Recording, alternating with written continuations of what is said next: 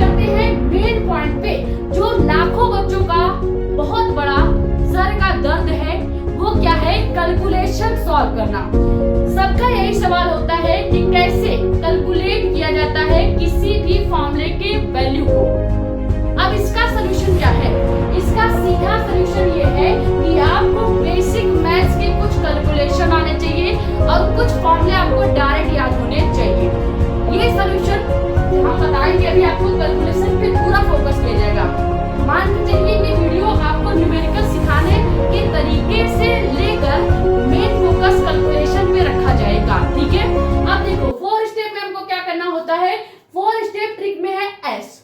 S का मतलब क्या है कि आपको न्यूमेरिकल सॉल्व करना है एंड उसको चेक करना है। सॉल्व जब आप करोगे तो जाहिर सी बात है बिना कैलकुलेशन के तो सॉल्व होगा नहीं, तो यानी कि हमको कैलकुलेशन करना ही पड़ेगा। तो थर्ड स्टेप में हमने फॉर्मूला लगा दिया है, यानी न्यूमेरिकल आधा से ज्यादा कंप्लीट हो चुका है। अब हमको करना क्या है कि जो फॉर्मूले में वैल्यू हमने रख दिया है उसको चुपचाप शांति से हम कैलकुलेट कर दें और कैलकुलेट करने के बाद उसे फिर से चेक करें। चेक करना इसलिए बोला जा रहा है ताकि जब आप अगली बार न्यूमेरिकल लगाने बैठो और आपके सामने उसी टाइप का अगर कैलकुलेशन आ रहा है तो आप वो कैलकुलेशन आराम से कर लोगे। ये तरीका टॉपर आजमाते हैं, जो कि क्या है कि आपको कैलकुलेशन करना है और करने के बाद छोड़ के चला नहीं जाना है। करने के बाद उस पूरे कैलकुलेशन को बैठ के एनालाइज करना है कि कब हम घातों का जोड़ कर रहे हैं, कब हम घातों को घटा रहे हैं, कब हम गुणा कर रहे हैं, कब नीचे अगर घात है ऊपर जाने के बाद प्लस हो जा रहा है अगर माइनस में है तो, कब नीचे के प्लस वाले घात ऊपर जाके माइनस हो जा रहे हैं। ये सारी चीजें एनालाइज करने से आती है। और एनालाइज आप तब करोगे जब आप डेली न्यूमेरिकल लगाओगे और उसके कैलकुलेशन को ध्यान से देखोगे। यही मेन काम आपको करना है। मान के चलिए अपना टारगेट बना के रखिए कि कम से कम हमको अगर 1 घंटे पढ़ना है तो आधे घंटे न्यूमेरिकल सॉल्व करना है, भले ही मत हो। एक भी न्यूमेरिकल नहीं होगा तो भी चलेगा, लेकिन डेली आपको आधे घंटे न्यूमेरिकल लगाना है, फिजिक्स का भी और केमिस्ट्री का भी। और मेन कॉन्सेप्ट या मेन फोकस अपने न्यूमेरिकल करते वक्त इस कैलकुलेशन पे रखिएगा। मेन चीज है बेसिक मैथ्स के कैलकुलेशन। आपको पता है फिजिक्स कठिन आपको नहीं लगती, आपको कठिन मैथ लगता है क्योंकि आपको बेसिक मैथ्स नहीं आता। अब आप बताइए कि 99% बच्चे ऐसे होंगे जो मैथ्स के डर से बायो लेके पढ़ रहे होंगे, ठीक है। बायो पढ़ने का मन नहीं होगा, लेकिन अब क्या करें, अगर साइंस पढ़ना है तो या तो मैथ लो या तो बायो लो, यही दो ऑप्शन है। अब आप अगर मैथ से भागते होंगे तो आप पक्का बायो ही लिए होंगे, और हमें पता है कि आप वही बच्चे हैं जो मैथ से भाग के बायो लिए हैं। अब आपको क्या करना है, कैलकुलेशन पे फोकस रखना है। अब 4 स्टेप का जो ये पॉइंट हम बता रहे हैं कि आपको क्वेश्चन को सॉल्व करना है फॉर्मूले को लगाने के बाद एंड कैलकुलेशन करके आंसर चेक करना है। ये बात हमेशा याद रखिएगा, ये गलती मत कीजिएगा कि आप केवल फॉर्म सॉल्व कर रहे हैं और उसके कैलकुलेशन को एनालाइज नहीं कर रहे हैं। जब तक आप 1 न्यूमेरिकल सॉल्व करके, 2 न्यूमेरिकल सॉल्व करके, 5-10 न्यूमेरिकल सॉल्व करके उसके अलग अलग टाइप के कैलकुलेशन को एनालाइज नहीं करेंगे, तब तक आप कैलकुलेशन में मास्टर नहीं बन पाएंगे या कैलकुलेशन को फास्ट तरीके से नहीं कर पाएंगे। अब कैलकुलेशन को फास्ट बनाने के लिए या आसान बनाने के लिए कुछ बेसिक कैलकुलेशन फॉर्मूले मैं आपको बता रही हूं जो कि आपको याद रखना है, ठीक है। और ये जो फॉर्मूले हैं मैं आपको कैलकुलेशन का जो पूरा पार्ट है ये केमिस्ट्री और फिजिक्स दोनों सब्जेक्ट के लिए बना के दे रही हूं, ठीक है। तो मान के चलिए ये जो कैलकुलेशन का पूरा पार्ट मैं समझाने वाली हूं इसमें आपको फिजिक्स के फॉर्मूले के साथ साथ यानी फिजिक्स के बेसिक मैथ्स के फॉर्मूले के साथ साथ केमिस्ट्री के भी बेसिक मैथ्स के फॉर्मूले बता दिए जाएंगे। तो यहाँ तक पहले आप स्क्रीनशॉट अगर करना चाहें तो कर लीजिए।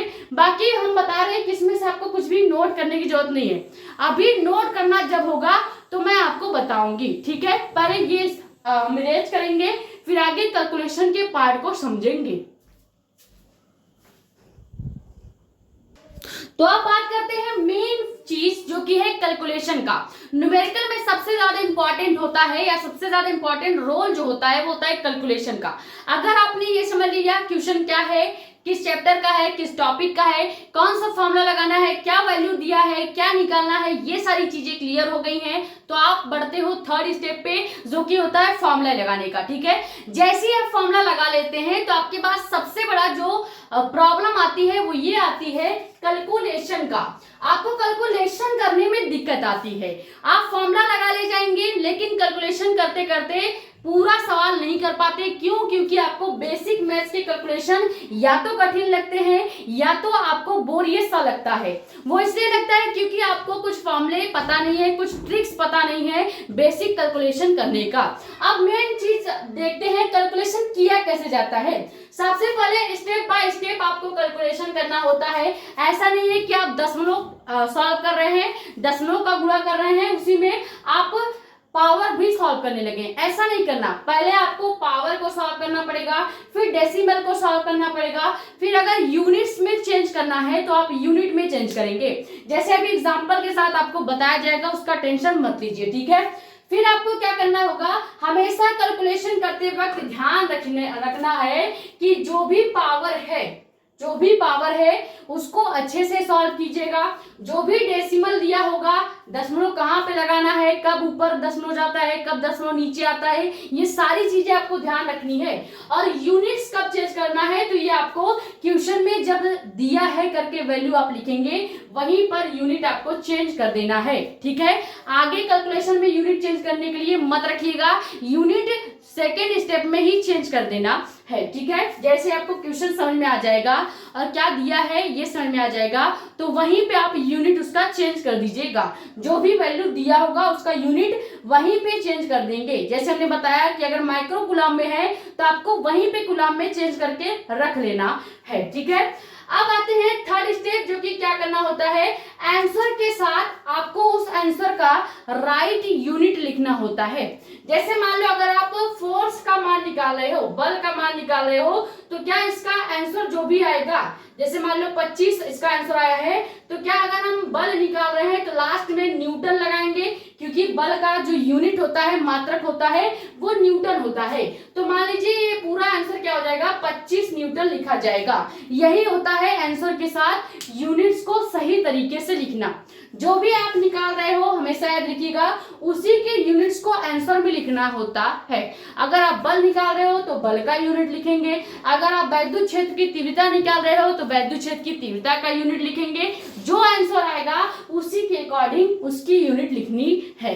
यहाँ तक क्लियर हो गया। अब आप कहेंगे ये सब तो बेसिक चीजें हैं, ये सब तो हमको आता है, तो हमने पहले बता दिया है कि आपको यहाँ ज्ञानवान बन के नहीं आना, आपको शून्य बन के आना है और ज्ञानवान हो के जाना है। ठीक है, ये समझ में आया।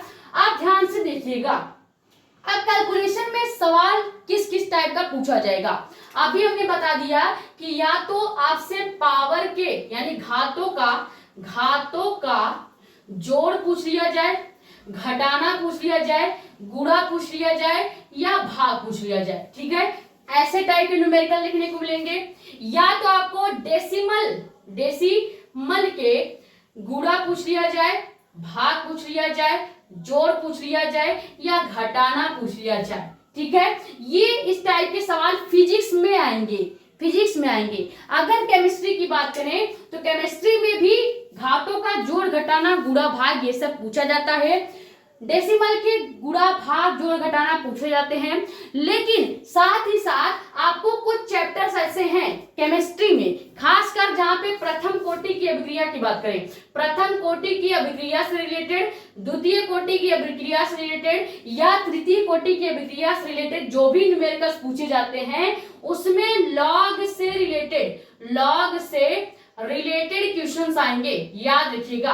तो आपको कुछ लॉग के फॉर्मूले भी पता होने चाहिए। ठीक है, तो अब आते हैं मेन चीज पे। पहले कुछ कैलकुलेशन करते हैं, सीखते हैं, देखते हैं कि घातों को कैसे सॉल्व किया जाता है, कैसे उसका गुणा किया जाएगा, कैसे उसका भाग किया जाएगा, कैसे दशमलव को सॉल्व किया जाएगा। और अगर कोई घात नीचे है, जैसे मान लो यहाँ पे 10/10 घाते -4 लिखा है, तो ये जब 10 घाते -4 नीचे है तो ऊपर जाएगा क्या हो जाएगा, ये हम समझेंगे। फिर समझेंगे कि अगर नीचे पहले से ही 10 घाते +4 है तो ये 10 घाते +4 ऊपर जाएगा तो क्या हो जाएगा, ये सब कैलकुलेशन से समझते हैं। ठीक है, ये सब आप चाहो तो लिख सकते हो, क्योंकि इतना आपका जानना जरूरी है कि कैलकुलेशन किस टाइप का फिजिक्स और केमिस्ट्री में पूछा जाएगा। केमिस्ट्री में याद रखिएगा पावर के न्यूमेरिकल तो देखने को मिलेंगे ही है, साथ ही साथ डेसिमल के गुणा भाग ये सब देखने को मिलेगा ही, और आपको लॉग का क्वेश्चन पूछा जाएगा जब आप प्रथम कोटि की अभिक्रिया, द्वितीय कोटि की अभिक्रिया और संक्रियण ऊर्जा निकालेंगे, तब आपको लॉग का सबसे ज्यादा क्वेश्चन देखने को मिलेगा। याद रखिएगा जितने भी केमिस्ट्री के क्वेश्चन है, न्यूमेरिकल्स हैं, जैसे नेरनेस्ट इक्वेशन हो गया और आपका कोलराउस का नियम हो गया, इन सब में लॉग का यूज हुआ है। तो अगर न्यूमेरिकल इन सब टॉपिक से रिलेटेड आएगा तो लॉग बेस्ड क्वेश्चन जरूर पूछा जाएगा। तो यहाँ पे कुछ अभी फॉर्मूले बताएंगे, लेकिन उससे पहले कुछ नॉर्मल कैलकुलेशन आपसे करवाते हैं। ठीक है, फिजिक्स के जितने भी बड़े बड़े कैलकुलेशन हैं और बड़े बड़े न्यूमेरिकल टाइप कैलकुलेशन जो पूछे जाते हैं, उन सब का एक डेमो टाइप कैलकुलेशन आपको करवाते हैं, फिर आपको समझ में आएगा।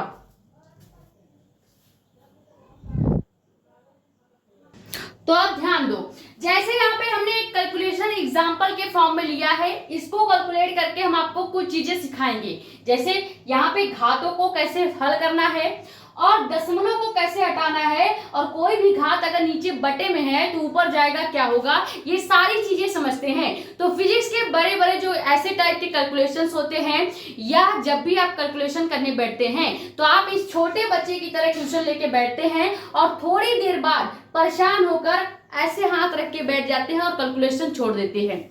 तो ये चीज आप ना करें, इसीलिए आपको बेसिक कैलकुलेशन सिखाया जा रहा है, और ये पहली और आखिरी बार ही सिखाया जाएगा, इसके बाद आपने खुद करना होगा। ठीक है, आप ध्यान दो, ऐसे टाइप के कैलकुलेशन कैसे सॉल्व किए जाते हैं, ज्यादातर फिजिक्स में ऐसे क्वेश्चंस देखने को मिलेगा।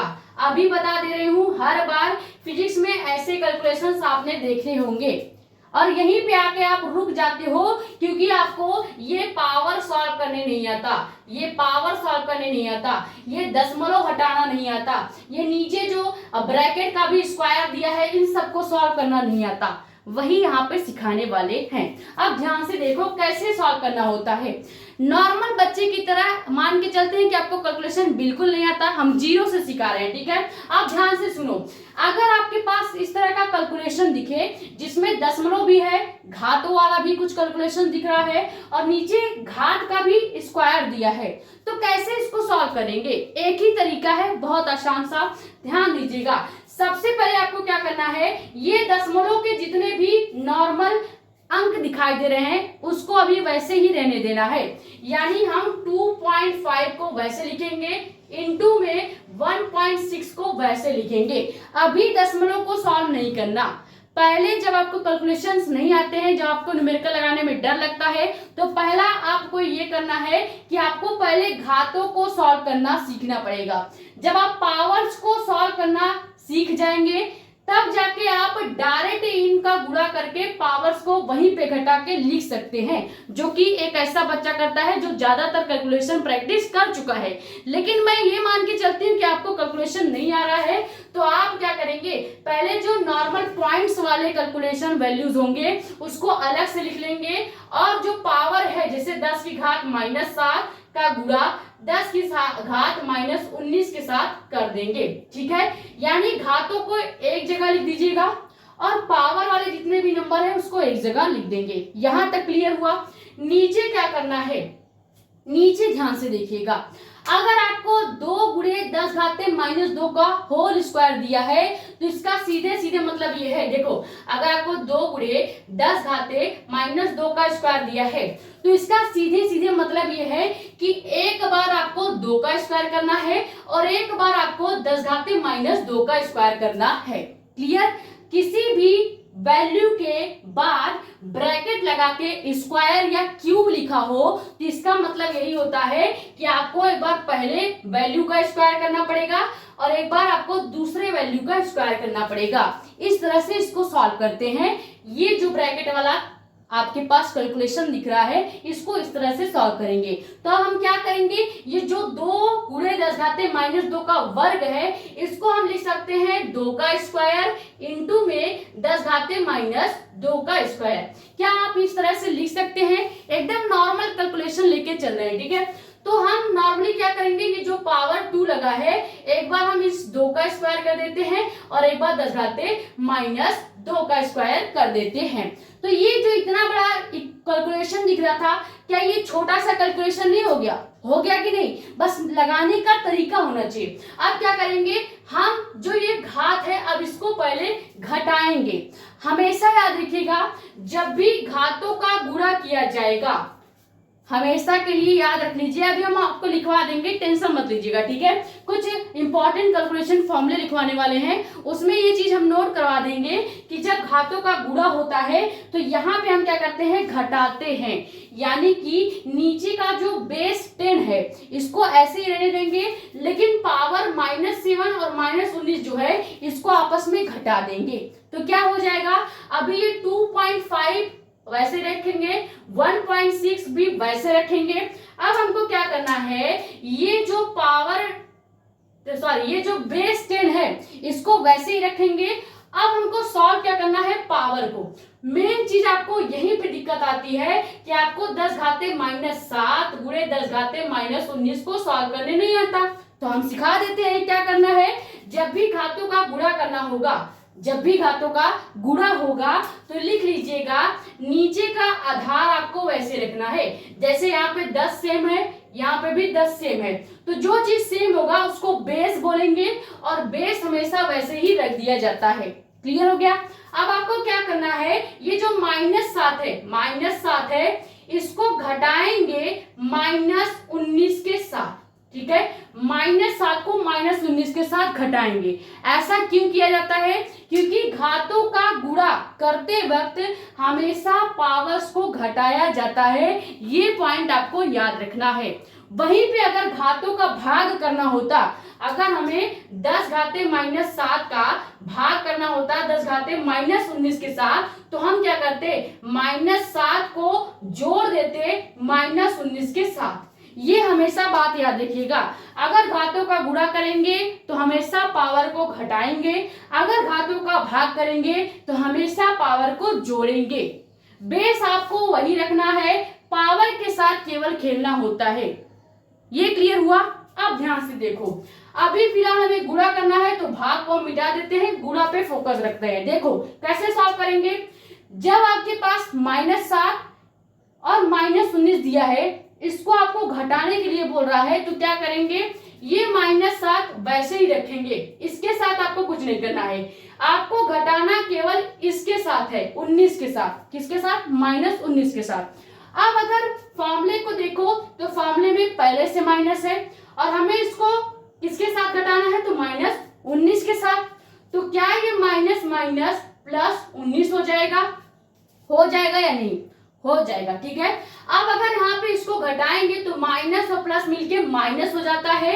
यहाँ पे जब 19 में से 7 घट जाएगा, 19 में से 7 घटेगा तो एक वैल्यू निकल के आएगा और वो वैल्यू क्या हो जाएगा, या यहाँ पे ध्यान दीजिएगा, आप ऐसा कर सकते हैं, जब ये माइनस माइनस है, सीधे याद रखिएगा, जब ये माइनस माइनस है वैसे तो इसको घटाएंगे फॉर्मूले के अकॉर्डिंग, क्योंकि हमने बोला है कि घातों को घटाना है। तो जब आप यहाँ पे घात हमेशा क्या करेंगे, एक सेकेंड, जब गुणा किया जाता है तो घटाते नहीं, यही बात तो दिक्कत हो गई। देखो आपको याद रखिएगा, जब भी घातों का गुणा होगा तो इसको हम जोड़ेंगे, ठीक है, जोड़ेंगे, घटाएंगे नहीं, घटाते हैं भाग के समय। ये चीज याद रखिएगा, थोड़ा सा यहाँ पे कंफ्यूजन हो जाता है। आप ध्यान से देखिएगा, आपको क्या करना है, इसको जोड़ना होता है। तो -7 वैसे रहेगा, प्लस का निशान वैसे रहेगा। अब प्लस का गुणा -19 के साथ किया जाएगा, तो क्या ये -19 जो है प्लस माइनस पूरी तरह से मिलके माइनस हो जाएगा और यहाँ पे केवल -19 बच जाएगा, ठीक है। तो -7 -19 जोड़ेंगे तो क्या यहाँ पे माइनस के 26 आ जाएगा। कैसे आएगा, ध्यान से देखिएगा, 19 और 7 26 होता है।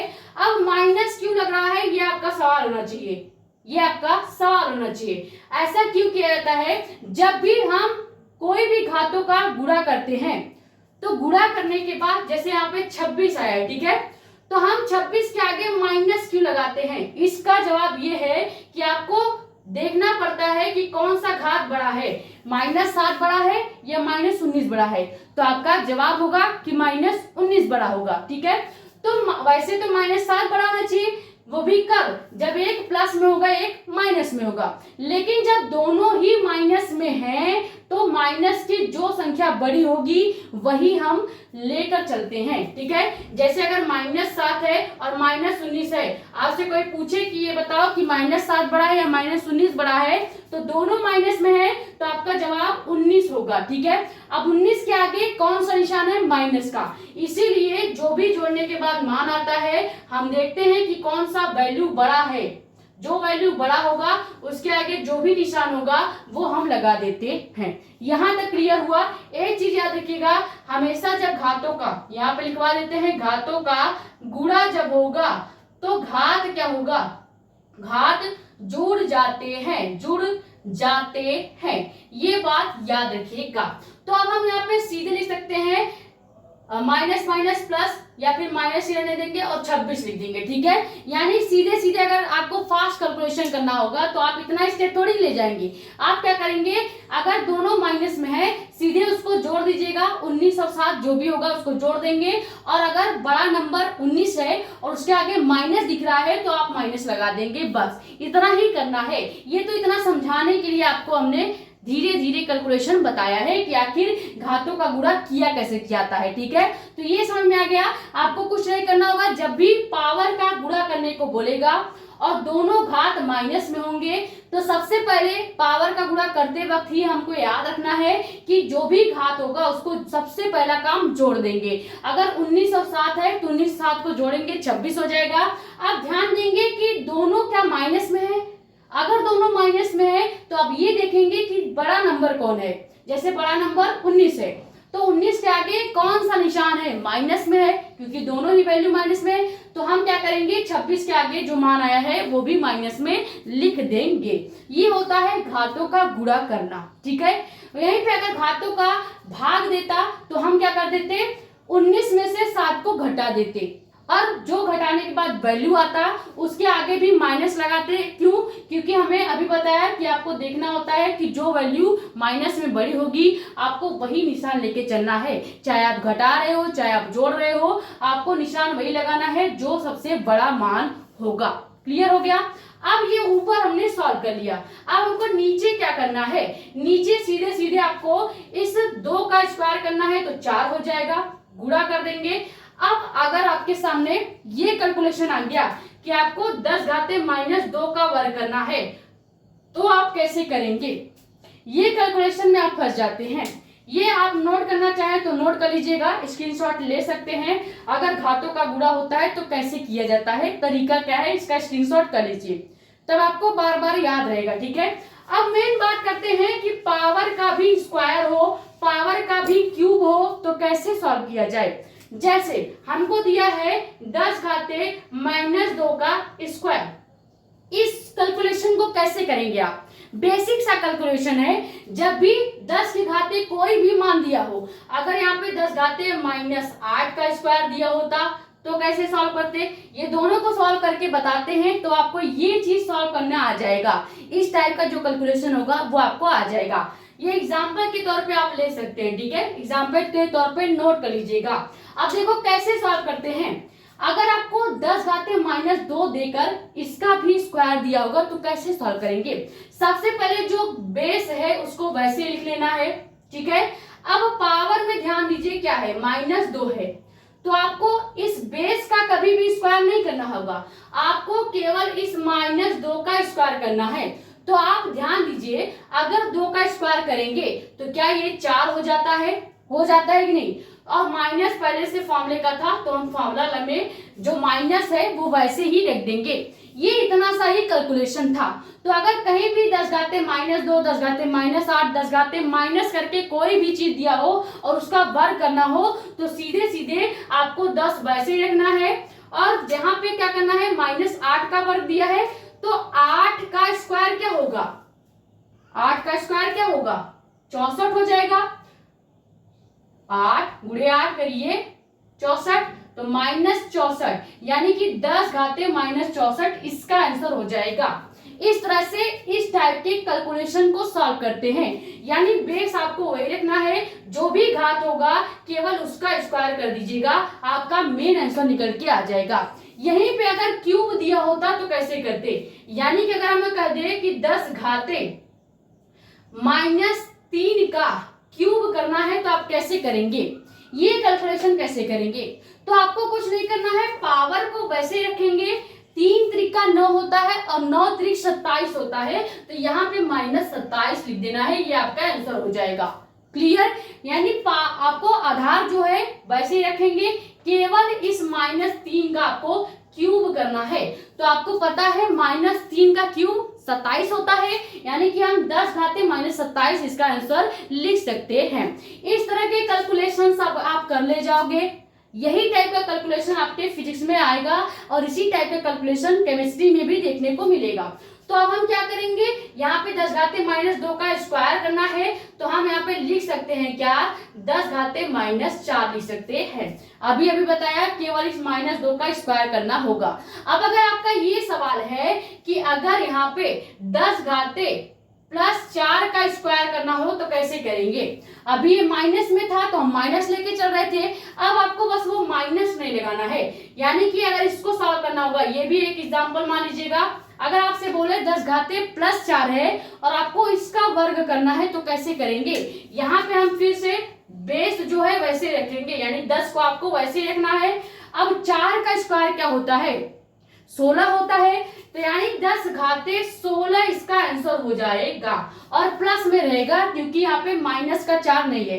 अगर -4 होता तो यहाँ पे हम -16 इसका आंसर लिख देते। ठीक है, तो चाहे प्लस में घात दिया हो या माइनस में घात दिया हो, अगर उसके पूरे का वर्ग करना है तो आप बेस वही रखेंगे और जो नंबर घात का होगा केवल उसका स्क्वायर करके लिख देंगे और ये आपका आंसर हो जाएगा। क्लियर हो गया। तो चाहे प्लस हो, माइनस हो या क्यूब में हो, आप इस तरह का कैलकुलेशन आप कर सकते हैं। ये समझ में आ गया कैसे सॉल्व हुआ। अब मेन चीज ध्यान दीजिएगा, अभी हमने बोला आपको कि जब कोई भी पावर बटे के नीचे होता है तो उसको कैसे सॉल्व करते हैं। अब एक स्टेप और बढ़ाते हैं, ध्यान से देखिए। यहाँ पे 2.5 हम वैसे रखेंगे। अभी आपको दशमलव को नहीं हटाना है। कई सारे बच्चे क्या करते हैं कि कैलकुलेशन स्टार्ट नहीं किया, पहले दशमलव हटा के अपना कैलकुलेशन और बड़ा बना लेते हैं। ये नहीं करना होगा, पहले आपको घातों को सॉल्व करना है। अगर आपको नहीं आ रहा है कैलकुलेशन करना तो स्टार्टिंग यहाँ से कीजिएगा, पहले घात को सॉल्व कीजिए, फिर लास्ट में एकदम लास्ट में जब पूरा घात एकदम अच्छे से सॉल्व हो जाएगा, सबसे लास्ट में दशमलव को सॉल्व करेंगे। आप ध्यान दीजिए, यहाँ पे 2.5 × 1.6 वैसे रहेगा, इंटू में 10⁻26 वैसे ही रहेगा। ठीक है, नीचे हम क्या करेंगे, 4 को वैसे लिख देंगे।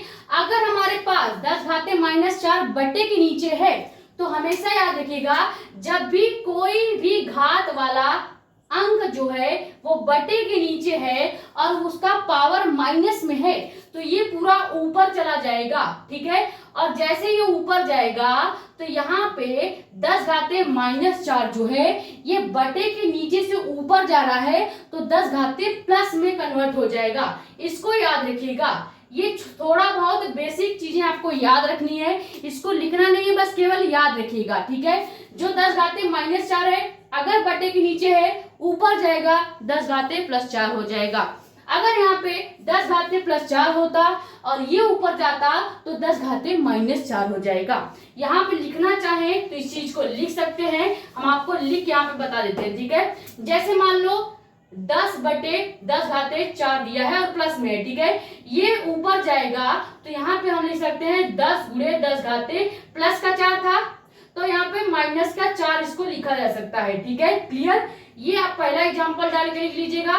दूसरा एग्जांपल क्या है कि हम मान लेते हैं 10 बटे 10 घाते -4 है। ठीक है, तो जब -4 को हम ऊपर ले जाएंगे तो ये 10 × 10 घाते प्लस का 4 हो जाएगा। ये अंतर आपको याद रखना है, ठीक है, ये आपको याद रखना है। इस तरह का कैलकुलेशन आपके सामने आ सकता है जिसमें पावर जो होता है वो बटे के नीचे होता है। तो इसमें केवल दो चीजें आपको ध्यान देनी होती है। अगर पावर का जो घात है वो प्लस में है, ऊपर जाएगा माइनस में आंसर आएगा, ठीक है। अगर वो पहले से माइनस में है, ऊपर जाएगा प्लस में, उसको लिखा जाएगा, ठीक है। तो यहाँ पे 10 घाते माइनस 4 को ऊपर ले जाएंगे तो हम क्या करेंगे, 10 घाते माइनस 26 पहले से ही ऊपर है और ये 10 घाते माइनस 4 भी ऊपर जाएगा, तो ये 10 घाते प्लस के 4 हो जाएगा। अब हमको क्या करना है, अभी दशमलव को वैसे ही रखेंगे क्योंकि पहले पूरा घात हमको सॉल्व करना है। तो 10 घाते माइनस 26 का गुणा अगर 10 घाते प्लस 4 के साथ किया जाए तब क्या करना है। अभी हमने केवल माइनस माइनस का गुणा किया था, तब आपको क्या करना था, ये देखना था कि माइनस में कौन सी नंबर बड़ी है। अब अगर आपको 10 घाते माइनस 26 का गुणा 10 घाते प्लस 4 के साथ करने को बोलेगा तो क्या करेंगे। देखो ये तो आपको पता चल गया होगा कि बेस आपको वही रखना है, बस केवल घातों को जोड़ देना है। तो अगर 26 और 4 को आप जोड़े, 26 और 4 को अगर आप यहाँ पे ध्यान से देखिएगा, जोड़ना है घटाना है, ये चीज कैसे डिसाइड होगा। यहाँ पे ये माइनस 26 है। अब घातों को फॉर्मूले के अकॉर्डिंग जोड़ा जाता है और यहाँ पे पहले से ही प्लस का 4 प्रेजेंट है। तो अगर हम माइनस का गुणा प्लस के साथ करेंगे तो क्या ये माइनस में आएगा, आंसर आपका माइनस में आएगा, ठीक है। और इसको घटाना पड़ेगा, कैसे घटाएंगे, फॉर्मूले का हम प्लस लगा दिए हैं क्योंकि घातों का जोड़ना होता है।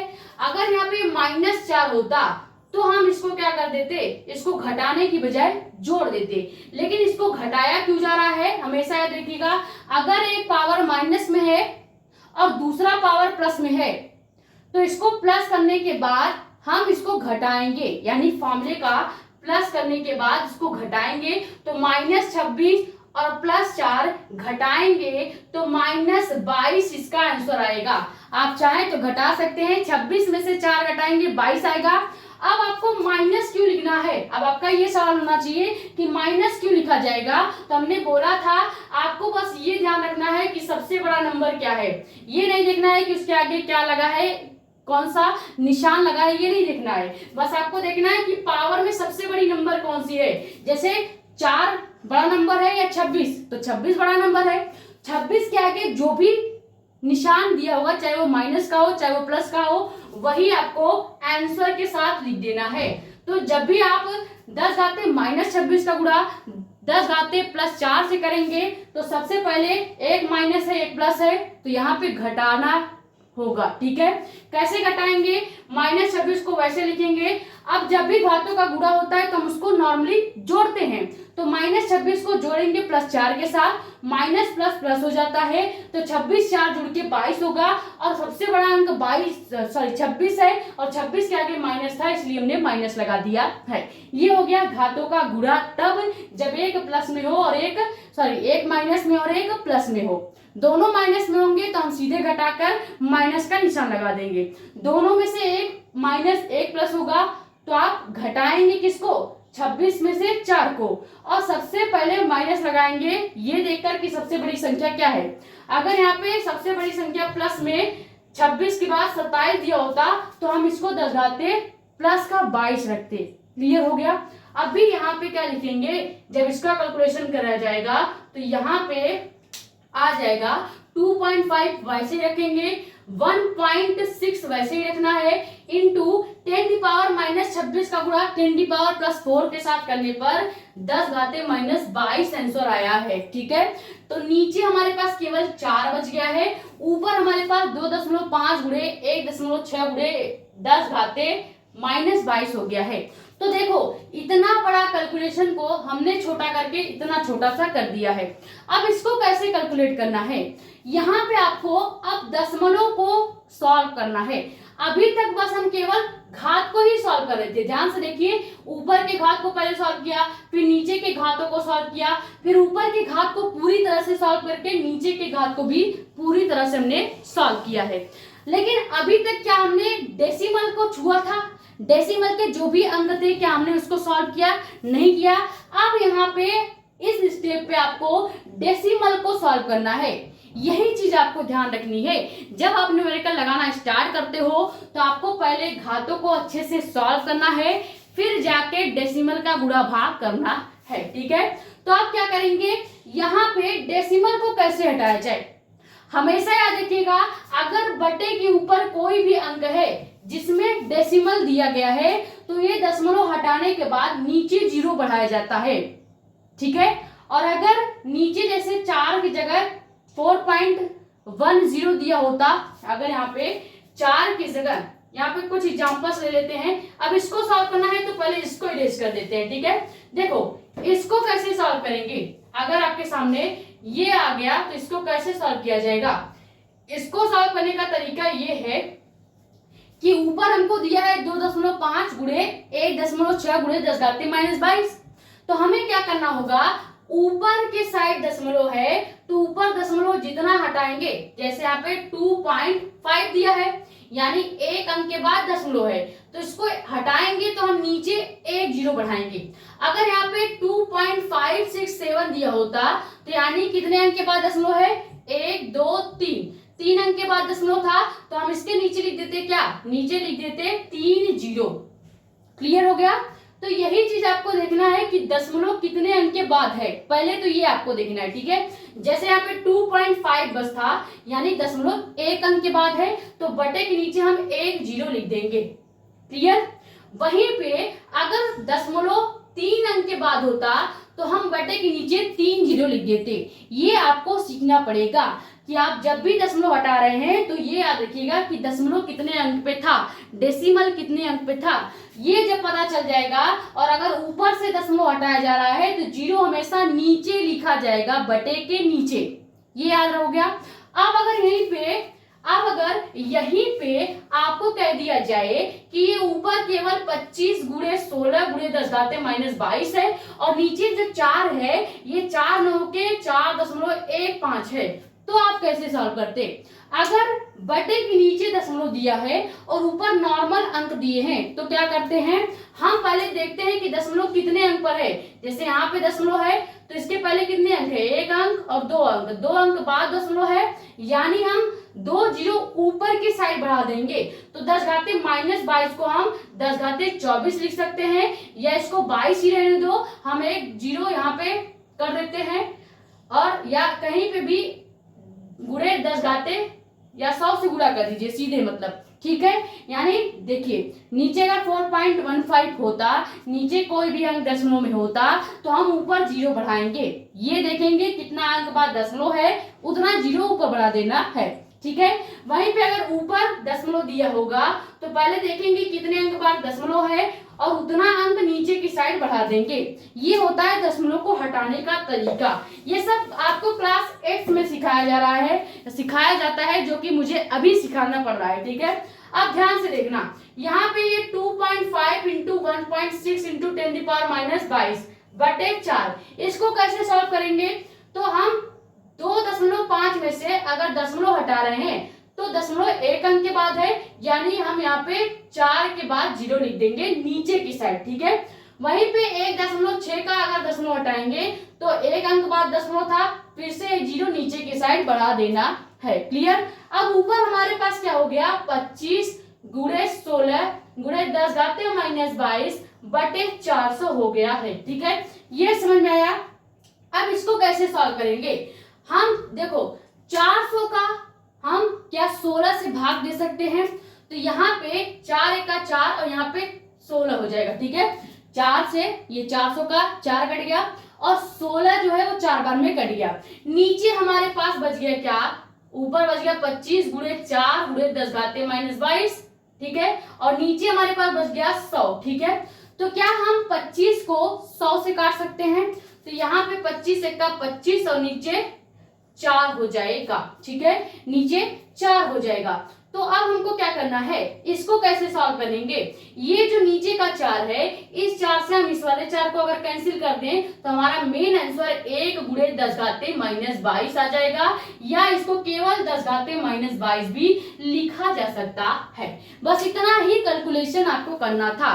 दशमलव हटाने में याद रखिएगा, अगर ऊपर के साइड दशमलव है तो सबसे पहला काम आपको ये करना होगा, देखना होगा कितने अंक के बाद दशमलव है। अगर एक एक अंक के बाद लगा है तो नीचे 2 जीरो लगा देंगे।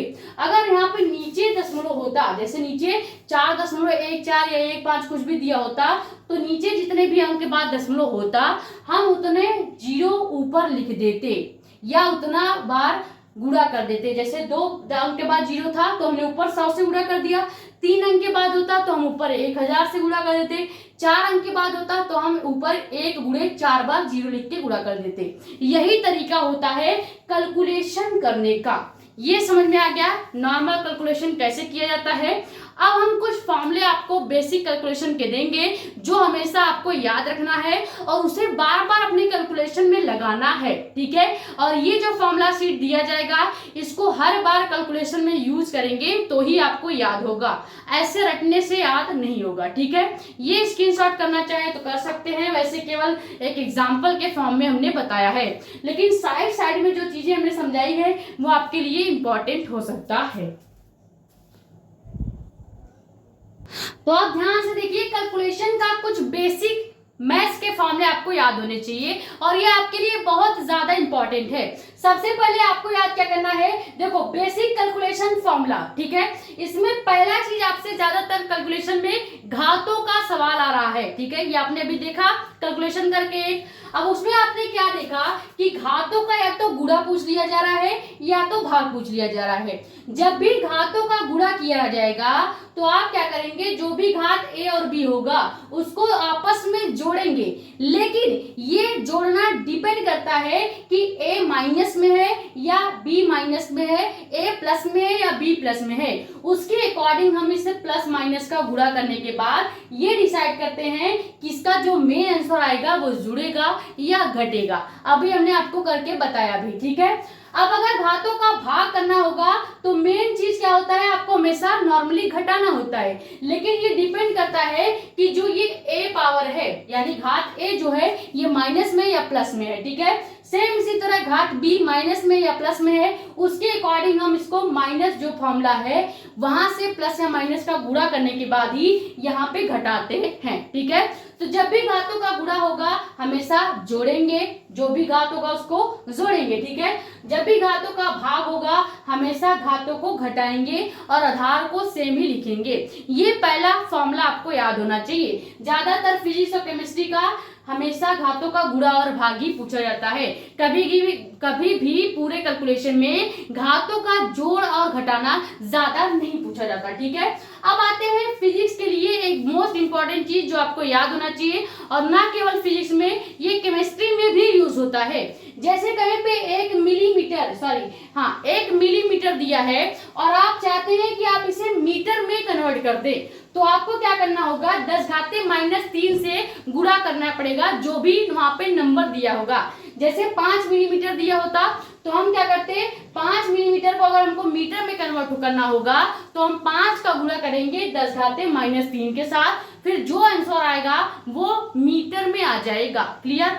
इसी तरह से एक माइक्रोमीटर अगर दिया है और आप इसे मीटर में कन्वर्ट करना चाहते हैं तो जब भी माइक्रो में कोई भी वैल्यू दिया होगा तो आपको 10 घाते माइनस 6 से गुणा करना होगा, ठीक है। जैसे 1 माइक्रोमीटर को अगर हम मीटर में कन्वर्ट करना चाहते हैं तो हम 1 का गुणा 10 घाते माइनस 6 के साथ करेंगे और ये माइक्रोमीटर से मीटर में कन्वर्ट हो जाएगा, ठीक है। अगर आपको 1 नैनोमीटर दिया होगा, आप ये सब लिखते चलिए, mm का मतलब होता है मिलीमीटर, um या माइक्रो इसको पढ़ते हैं, जो इस तरह का u होता है, इस तरह का जो u होता है इसको हम माइक्रो पढ़ते हैं, ठीक है। माइक्रो पढ़ते हैं, इसको लिख लीजिएगा, ठीक है। अब माइक्रोमीटर को अगर मीटर में बदलना होगा 10 घाते माइनस 6 से गुणा कर दीजिएगा। अगर 1 नैनोमीटर को मीटर में बदलना चाहते हैं तो 10⁻⁹ से गुणा करेंगे। 1 एंगस्ट्रॉम दिया है, अगर कहीं पे ए लिख के ऊपर 0 दिया है तो इसको एंगस्ट्रॉम पढ़ते हैं। एंगस्ट्रॉम को मीटर में बदलना चाहते हैं तो 10⁻10 से गुणा कर दीजिएगा। अगर 1 सेंटीमीटर है और आप इसे मीटर में बदलना चाहते हैं तो 10⁻2 से गुणा कर दीजिएगा। 1 माइक्रो कुलाम है और आप इसे कुलाम में बदलना चाहते हैं तो चाहे माइक्रोमीटर हो या कुलाम हो, अगर माइक्रो शब्द आ रहा है तो आपको 10⁻6 से गुणा करना पड़ेगा। क्लियर हो गया? ये बेसिक कन्वर्ट करने वाला यूनिट्स आपको याद रखना है। ये यूनिट्स में हम क्या करते हैं, एमकेएस से एसआई में, एसआई यूनिट में कन्वर्ट कर रहे हैं, ठीक है। और ये आपको कैलकुलेशन में हेल्प करेगा। जो भी वैल्यू दिया होता है उसको इस तरह से इन सभी वैल्यूज के अकॉर्डिंग कैलकुलेट करके ही लिखा जाता है, ठीक है। अब यहाँ पे कुछ कैलकुलेशंस और याद रखेंगे। बेसिक आपको पता होना चाहिए कि अगर समय जो है 1 घंटा दिया है और आपसे सेकंड में या मिनट में पूछ रहा है तो मिनट में पूछेगा तो हम सीधे 60 मिनट लिख सकते हैं, ठीक है। यानी अगर 1 घंटे बाद कोई भी वैल्यू निकालने को बोलेगा और आपको आंसर मिनट में निकालना होगा तो जो भी नंबर होगा उसका गुणा आपको 60 से करना होगा, ठीक है। वहीं पे अगर सेकंड में निकालने को बोलेगा तो 60 × 60 कर दीजिएगा, आंसर इसका 3600 सेकंड आ जाएगा, ठीक है। तो अभी जब आपको समय घंटे में दिया हो और आपको आंसर सेकंड में पूछा जाए तो आप क्या करेंगे, जो भी नंबर दिया होगा उसको 3600 सेकंड से गुणा कर देंगे। जैसे हमें 5 घंटे बोला जाए, ठीक है, और हमें कह रहा है कि 5 घंटे को सेकंड में कन्वर्ट करो तो हम 5 × 3600 का गुणा कर देंगे। तो 5 का गुणा जब 3600 के साथ करोगे जो भी आंसर आएगा 5 घंटे में उतना ही सेकंड होगा। ये होता है नॉर्मल कैलकुलेशन के लिए फॉर्मूला। यही सब तो आपको सीखना है और कुछ थोड़ी सीखना है। और जब अगर आपको 5 घंटे बोला जाए और इसमें मिनट पूछा जाए तो 5 का गुणा 60 से कर दीजिएगा। 5 घंटे में जितने मिनट होंगे वो पता चल जाएगा, ठीक है। ये हो गया बेसिक चीजें। आप कहीं पे भी अगर 1 केजी दिया है और आप इसे ग्राम में बदलना चाहते हैं तो आपको क्या करना होगा, जो भी नंबर दिया होगा, जैसे यहाँ पे 6 केजी होता और हम 6 केजी को ग्राम में बदलना चाहते हैं तो 6 का गुणा 10⁻3 के साथ कर देंगे तो आंसर आपका ग्राम में आ जाएगा। सेम इसी तरह 1 ग्राम अगर दिया होगा और आप इसे मिलीग्राम में बदलना चाहते हैं तो आपको 10⁻³ से गुणा करना होगा। जैसे यहाँ पे 8 ग्राम दिया होता और हम 8 ग्राम को चाहते हैं कि मिलीग्राम में बदल दे तो हम क्या करेंगे, यहाँ पे 8 का गुणा 10⁻³ के साथ कर देंगे। अब जो भी आंसर आएगा वो मिलीग्राम में आ जाएगा। ये थोड़ा बहुत बेसिक चीजें हैं जो फिजिक्स में या केमिस्ट्री में यूज होती हैं, यही आपको याद रखना है, ठीक है। पहले इतने फॉर्मूले को डायरेक्ट स्क्रीनशॉट कीजिए और इसको लिख लीजिएगा, ठीक है। ये बहुत ज्यादा इंपॉर्टेंट है। कैलकुलेशन में स्मार्ट अगर बनना है या तेज बनना है तो ये सब चीजें आपके ध्यान में होनी चाहिए। ये स्क्रीनशॉट कीजिए। फिर मेन चीज देखते हैं कि अगर केमिस्ट्री में लॉग का क्वेश्चन आएगा तो लॉग के कौन से फॉर्मूले हैं जो ज्यादातर केमिस्ट्री में यूज होते हैं या कैसे लॉग के फॉर्मूले हैं जो केमिस्ट्री में पूछे जाते हैं, ठीक है। पहले ये स्क्रीनशॉट कर लीजिए।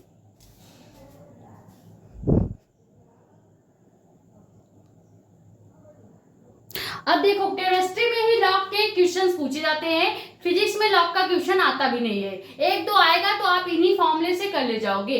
सबसे पहला फॉर्मेट क्या है, सबसे पहला फॉर्मूला क्या है, तो फॉर्मूला होता है लॉग बेस ई। इसको पढ़ते हैं लॉग बेस ई, इस तरह से लिखा होगा। फॉर्मूला जो होगा लॉग बेस ई होगा और जब कहीं भी लॉग बेस ई होता है तो इसका मान 1 होता है, ठीक है। ये फॉर्मूला है, ये हमने एग्जांपल लेके लिखा है, ठीक है। ये जो फॉर्मूले लिखे हैं इसको एग्जांपल मानिएगा, ठीक है। अब अगर कहीं भी लॉग बेस 10 है तो इसका मान हमेशा 1 होगा। लॉग बेस हमेशा 10 ही होगा। अगर 11, 12 ऐसे कोई भी वैल्यू लॉग बेस 10, 11, 12, 13 लिखा है तो इसका मान सीधे 1 आपको लिख देना है, ठीक है। वैसे सेकंड फॉर्मूला क्या हो जाएगा, कहीं पे भी लॉग बेस 1 लिखा है तो इसका मान सीधे 0 लिख देंगे। हमेशा याद रखिएगा लॉग बेस 10 जहां पे दिखेगा उसका मान 1 लिखना है। लॉग बेस 10 के बाद 1 अगर हो तो इसका मान 0 लिखेंगे। अगर कहीं पे लॉग बेस 10 2 की पावर 3 लिखा हो तो इसको कैसे सॉल्व करेंगे। ये फॉर्मूला जो होता है इसको हम नाम देते हैं log बेस 10 m की पावर n। ये होता है log का m की पावर n का फॉर्मूला। इसमें हम क्या करते हैं, जो भी n नंबर होगा यानी जो भी घात होगा इसको सबसे पहले हम आगे लिख लेंगे, फिर log बेस 10 को वैसे लिखेंगे और m को सबसे लास्ट में लिख देंगे। इसको एग्जांपल से समझते हैं। ज्यादातर केमिस्ट्री में log 3 और log 2 का ही क्वेश्चन पूछा जाता है, इसीलिए हमने सभी फॉर्मूले को log 3 और log 2 के फॉर्म में बनाया है ताकि केमिस्ट्री में डायरेक्ट ये फॉर्मूला आप यूज कर सकें। ठीक है, आपको क्या करना होगा, कैलकुलेशन करने के लिए log 2 का मान याद रख लीजिएगा हमेशा के लिए, और log बेस 3 का मान याद रखिएगा हमेशा। केमिस्ट्री में बस log 2 और 3 से रिलेटेड ही न्यूमेरिकल पूछा जाएगा, कभी कभार log 4 और 5 का पूछ लेता है। तो आपको ये सभी वैल्यूज ऑलरेडी लास्ट में फिजिक्स का जो पेपर होगा या केमिस्ट्री का जो पेपर होगा सबसे लास्ट में वैल्यू या मान दिए होते हैं। log 2 का मान दिया होगा, अगर न्यूमेरिकल में पूछा है तो दिया जरूर होगा। ठीक है, log 3 का मान दिया होगा, ये सारे वैल्यू दिए होते हैं। लेकिन मैं चाहती हूँ कि फिर भी आपको log 2 का log 3 का मान याद होना चाहिए, क्योंकि इसके अकॉर्डिंग कई सारे न्यूमेरिकल पूछे जा चुके हैं। तो कहीं भी अगर आपको log बेस 10 दिख रहा है और 2 की पावर 3 दिख रहा है तो इसको आप कैसे लिखेंगे, सबसे पहले जो 3 है इसको log बेस 10 के आगे गुणा कर दीजिएगा और 2 को वही रहने देंगे।